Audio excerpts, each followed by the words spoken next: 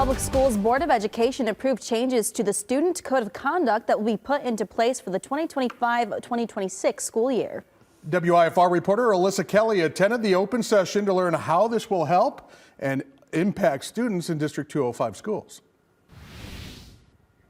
Rockford Public Schools held a series of community meetings involving as many stakeholders as possible to make needed changes to the school Student Code of Conduct. Chief of Schools Morgan Gallagher says there were two primary areas of focus: acts of physical aggression with students and the use of vapes and marijuana on school grounds. Gallagher says they increased the seriousness of how those actions are treated and have strong practices in place to correct those behaviors.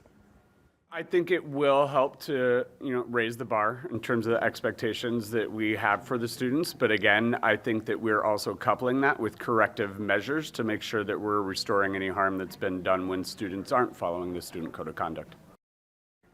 Gallagher tells me changes to the Student Code of Conduct are made every year. Revisions made this year are ones that were brought to their attention by stakeholders like community members, parents, organizations, and teachers.